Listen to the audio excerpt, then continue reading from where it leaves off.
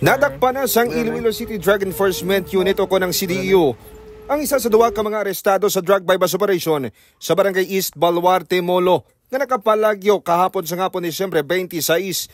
Sunod kay Jennifer Marie Fosque, 50 anyos, residente sang San Carlos City, Negros Occidental. Kinulban ini sang madakpan sa kapulisan kag namalibat ini nga mapasiar. Dugang pa sang nagsulod nang lakang naglusot sa bintana, naglumpat sa atop, nagnakat sa isa ka mall, kag nagsakay sa jeep pabalik sa East Baluarte. Alas 11:30 naman sang gabi sang among adlaw, sang nadakpan si Marie Fosque sa Barangay Cotsero, Molo, pagod babalik kuntani sa East Baluarte para magkuha kuntani sa panapton.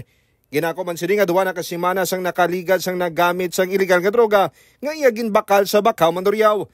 Nagapangayo naman ini sa pasayro sa kapulisan sa ginhimo niya nga pagpalagyo. Ginpahayag naman ni Police Captain Ryan Christ Inot, ang officer in charge sa Molo Police Station, kag chief sang CDEU.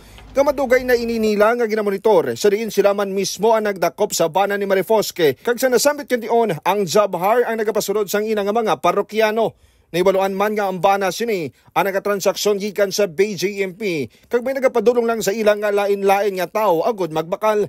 Nahibaluan niya kaupod man sini nga subject si Arian Cadiz, 29 anyos, kag nagatrabaho bilang Jabhar sa City Hall sa idalom sang Beautification Department. Sa rin nakuha sa ila ang 120 gramos ang suspected sabu kag may market value nga 816,000 pesos.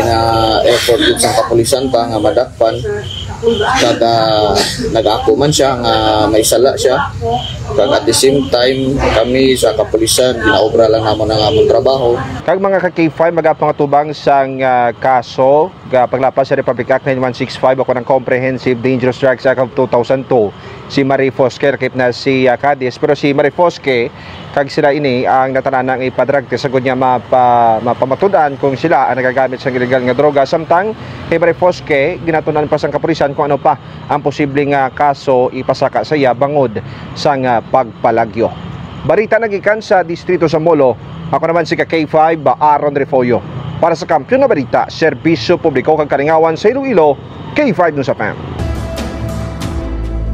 Ang ining balita ang ginadulong sa inyo sang DTX Coffee Mix. Himo sa natural nga sangka pareho sang amarkuso, chia seeds, sugared cane extract powder. DTX Coffee Mix. Nakakapi ka na, naka-detox ka pa. DTX Coffee Mix. Mabakal sa mga butika.